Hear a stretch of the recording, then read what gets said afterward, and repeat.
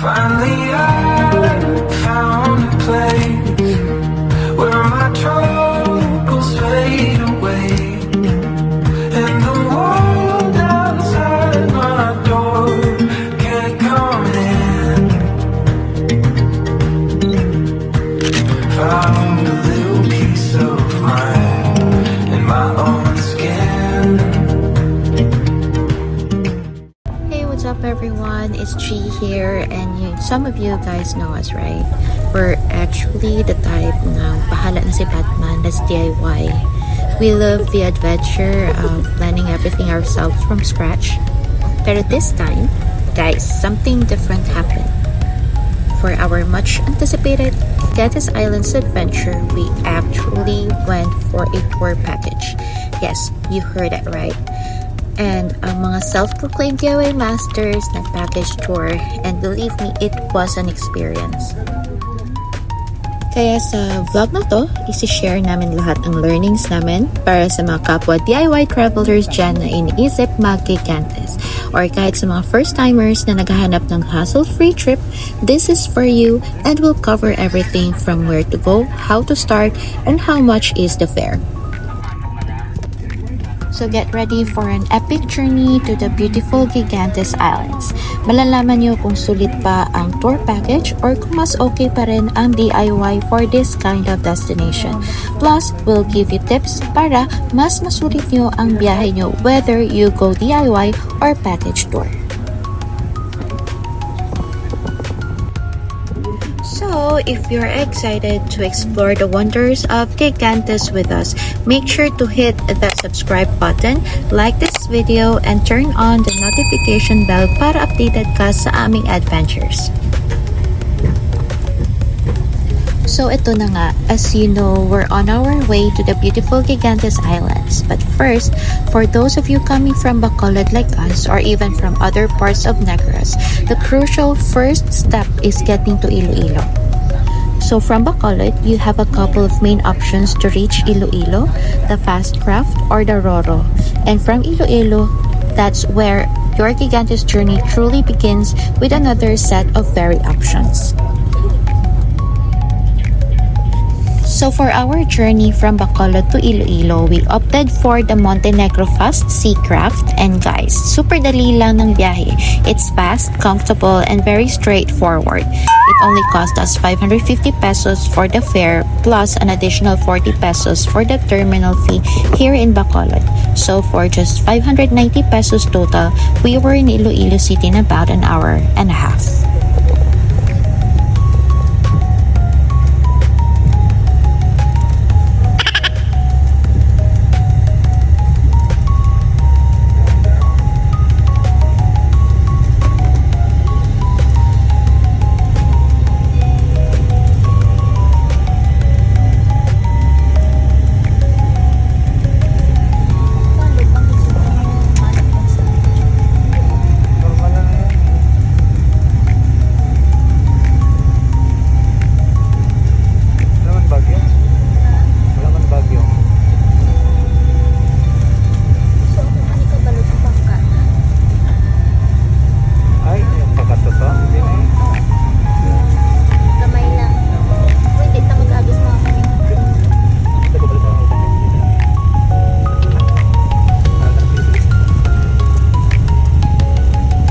When we finally arrived in Iloilo port after 2 hours of sailing, to be honest, I was just so exhausted and excited to get off the boat that I totally forgot to film.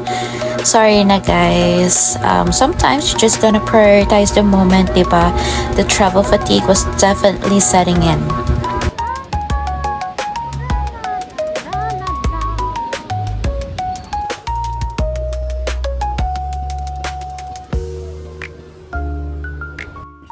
And this is where our story gets even better. We stayed at Homestay, and guys, the owner was amazing.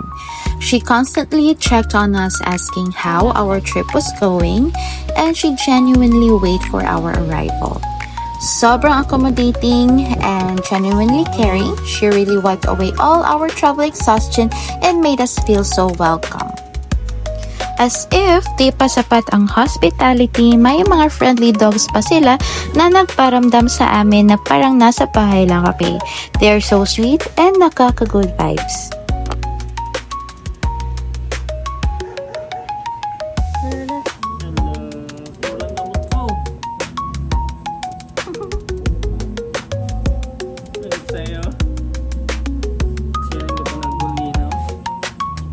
Knowing we had such a warm and caring place to rest made the entire long journey worth it. Those little acts of kindness truly make a trip memorable, diba? So with a good night's sleep, we were finally ready and super excited for our Gigantes Island adventure the next morning. Of course, Ate Mane prepared a breakfast for us, and that also made our morning complete. Our call time was 8:30 a.m. but since we are seasoned travelers, we made sure to be at Bancal port by 7:30 a.m. sharp. So we wanted enough time for the tourism registration and all the last-minute preparations.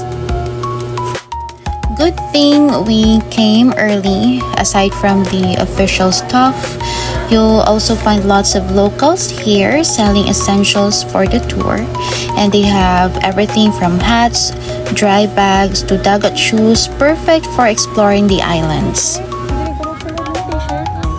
They are super affordable, ranging from just 50 to 200 pesos.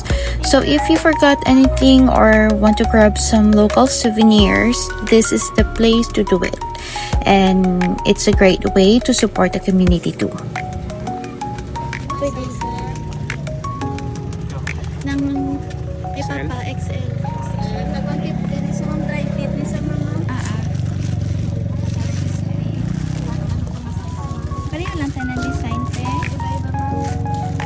Ay, pwede ma-check mo.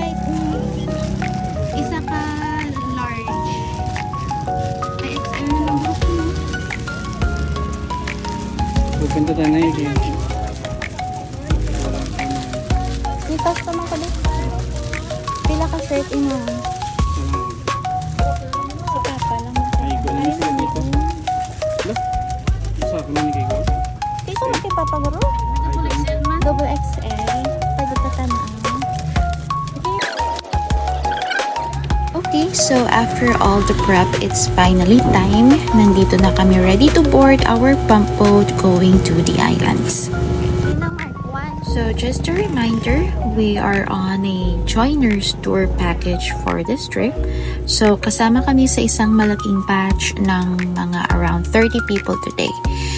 Ang daming bagong faces to meet and stories to share.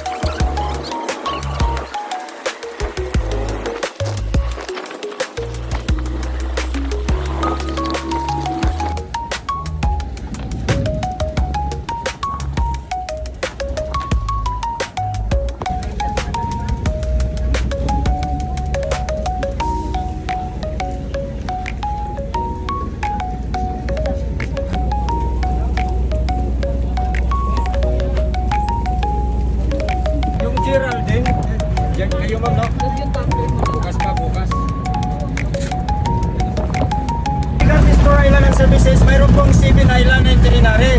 Sa bawat island, yung pinitis po natin, picture lang at saka swimming. Bawal tayo kumuha ng corals or buhangin. Bawal din tayo magkalat sa island. Magkasurahan po kami dyan sa harapan, pag-isuyo ka lang. Kung nahihirapan kayo, nandito rin kami, abot nyo sa amin kami magtatapon. Okay din yung travel po natin, wala po dito sa port ng Bancal hanggang sa first destination, mga 1 oras maybe. Pero pagdating doon, malalapit naman siguro mga 10 or 15 minutes, makalipat na tayo sa isang island. Okay? Then sa bawat island, nagbibigay po kami ng time para lahat mapuntahan natin.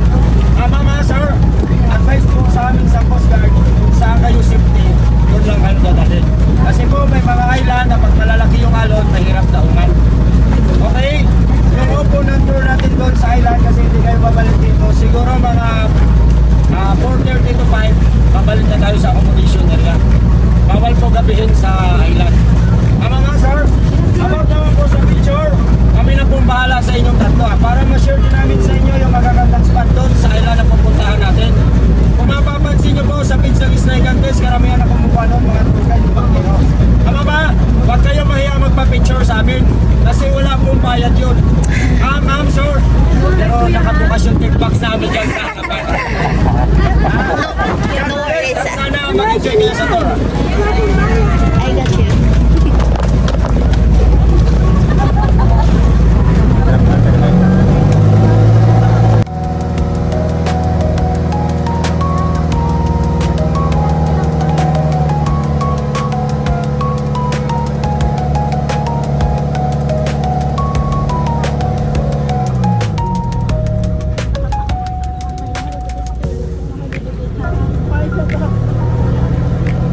Ano yan?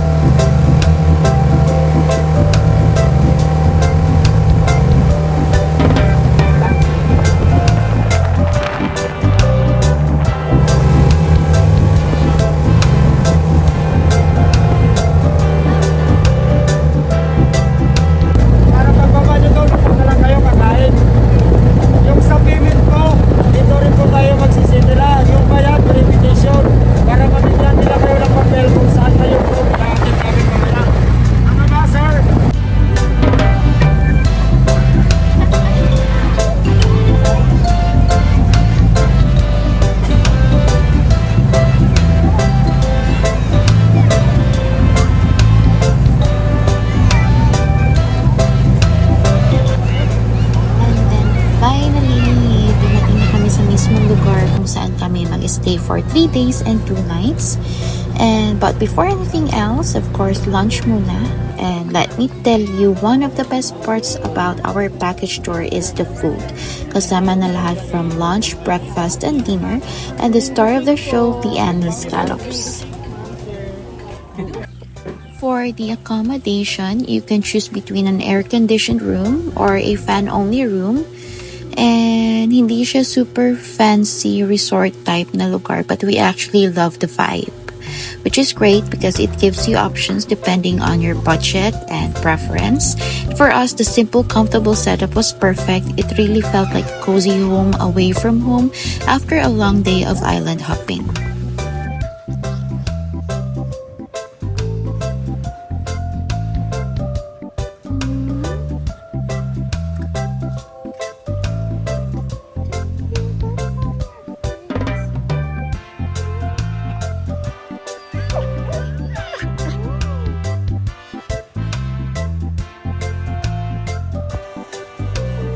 And then guys, they offer free kayaking. So even for someone like me na hindi marunong lumangoy, I still super enjoyed this experience. It was so much fun paddling around.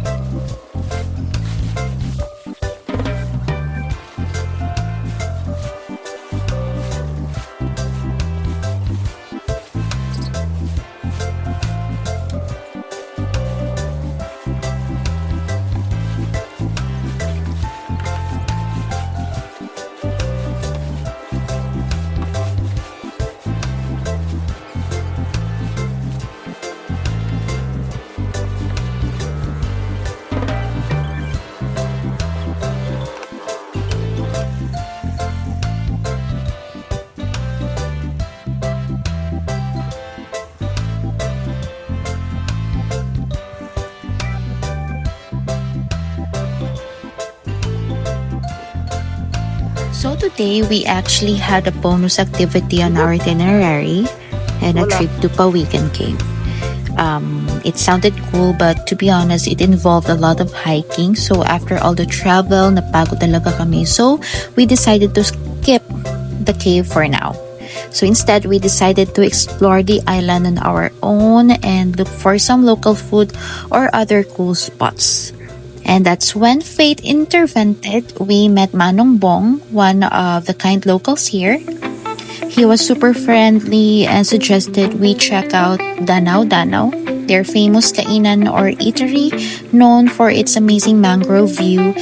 And it sounds like our kind of adventure. So we grabbed it and then kumain kami doon. And we talked a lot with Manong Bong. He shared his experiences and a couple of things about their lives there in Nantangan or Gigantes Island. It was so amazing. And yeah, that's it.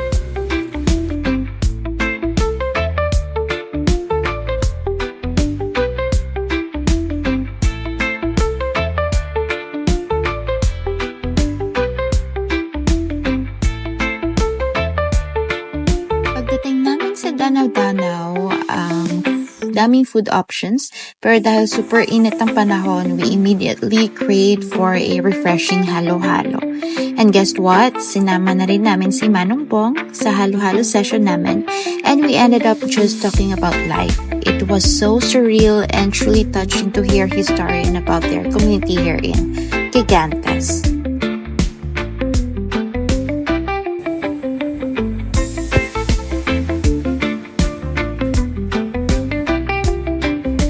Hearing about their lives, their struggles, and their resilience, it really puts things into perspective. And it made us feel such a strong connection to this place and its people. It's an experience and makes you feel like you really want to come back again and again.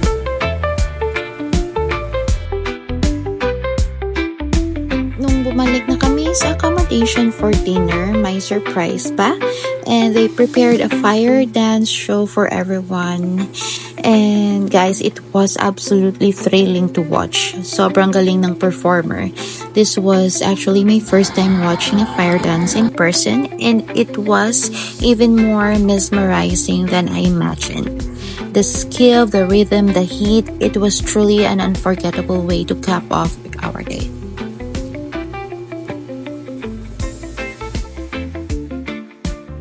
Okay guys, so it's day 2 and this is it. Ito na talaga yung main tour namin. And today is all about island hopping as we explore 6 amazing islands here in Gigantes, which is Cabugao Dako, Cabugao Gamay, Bantigue Sandbar, Antonia Beach, Mini Boracay, and the stunning Tangke Lagoon. So each island has its own unique charm and we can't wait to show you all the beauty Gigante has to offer.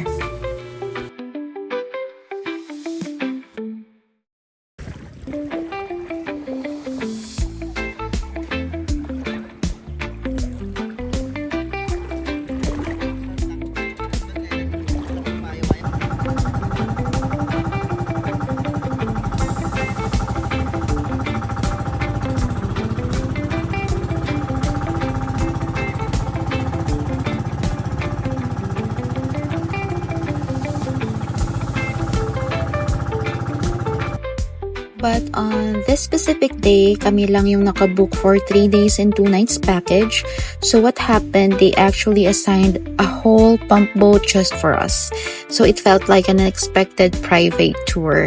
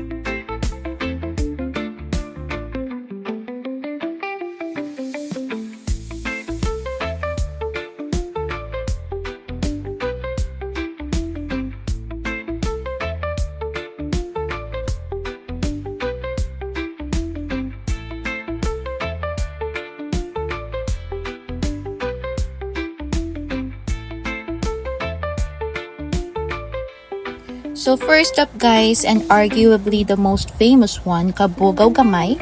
Ito yung island na halos lagi mong nakikita sa mga photos ng Gigantes. What makes it so special? It's this unique shape, dalawang rock formations, then in between may stretch ng white sandbar na nagko-connect sa kanila. Plus they have a viewpoint here complete with wooden stairs para makita mo yung buong beauty ng island from above. Kaya nga tinawag din natin itong Selfie Island. Perfect spot talaga for those postcard perfect shots. Whether you're up on the view deck or just chilling by the sandbar, you'll get amazing photos from here. Aside from the photos, you can also just relax, enjoy the powdery white sand, and swim in its clear turquoise waters. It's a must visit when you're in Gigantes.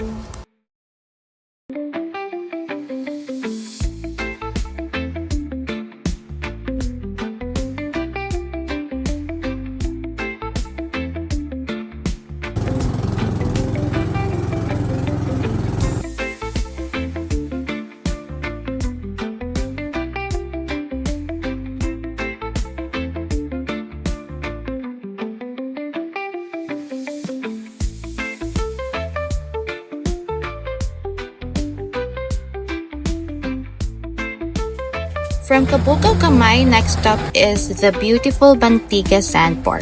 This place is super unique because the shape and length of the sandbar actually change depending on the tide and the season. It's like a living, breathing island. It's perfect for walking, taking wide open shots, and just soaking in the serene atmosphere.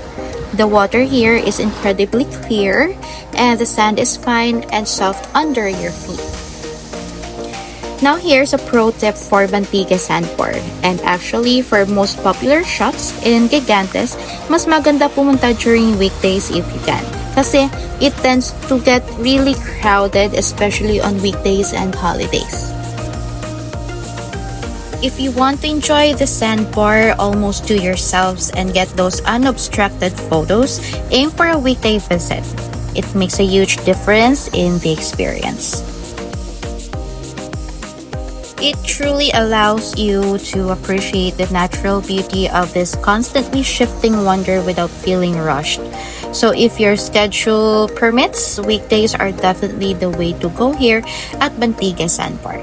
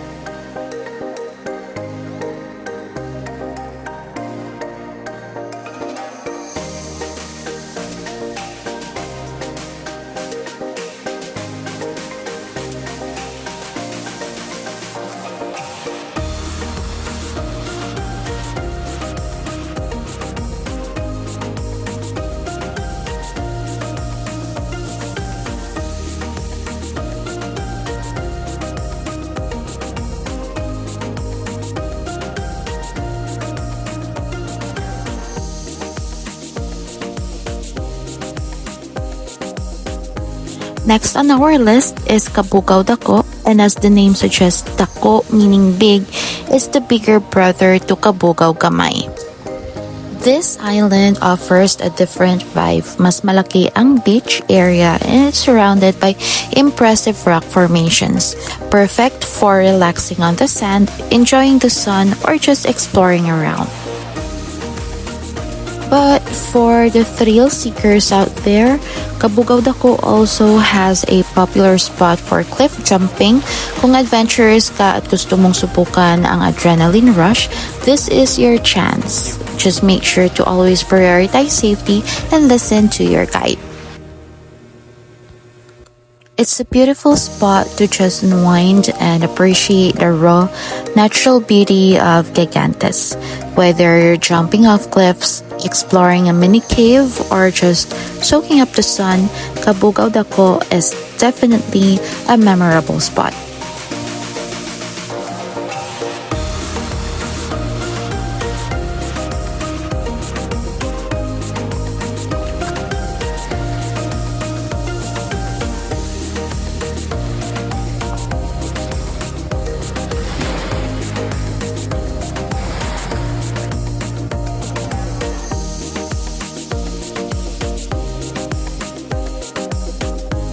Next on our island hopping adventure is Antonia Beach.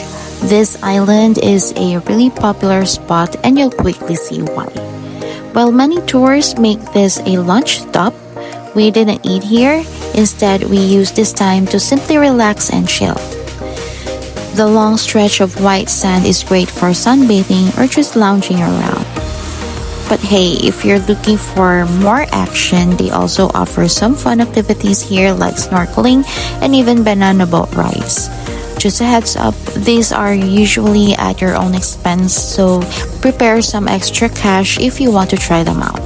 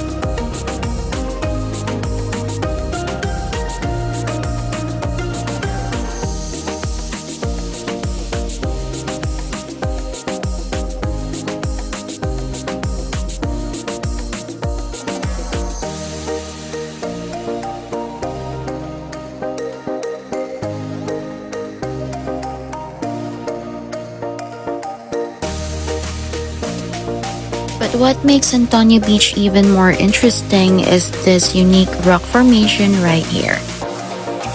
It looks like a tail of giant crocodile dipping into the ocean.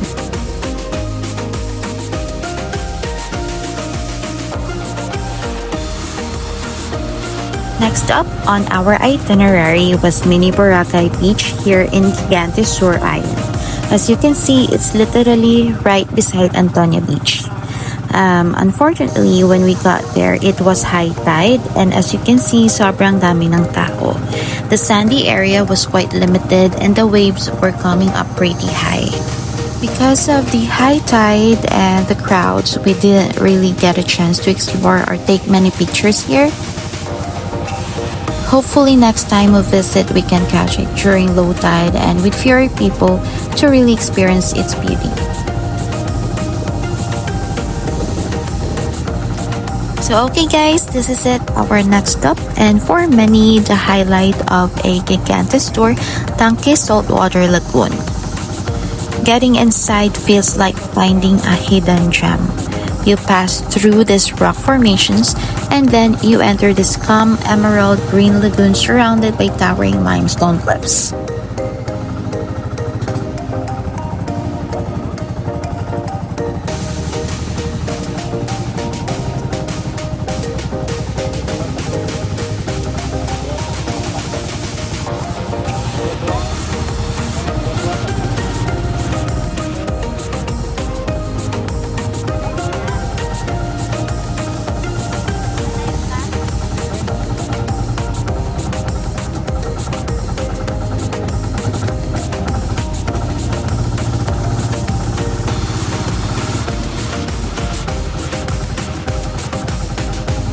The water is clear and cool, perfect for a refreshing swim. For the more adventurous, there are also spots here where you can try some cliff diving into the lagoon. Just make sure to always check with your guide about safe spots and conditions.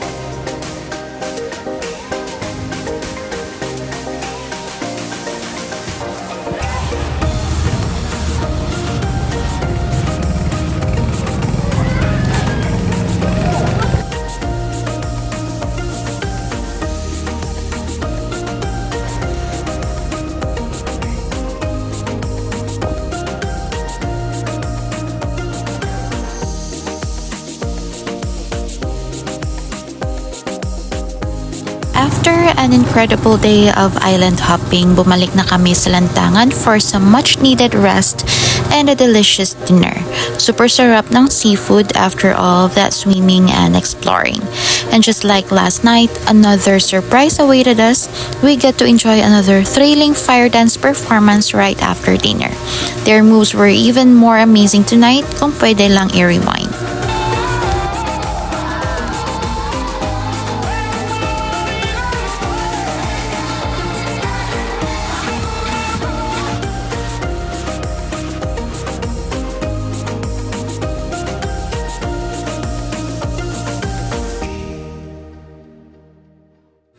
And we even got a chance to take pictures with the performer.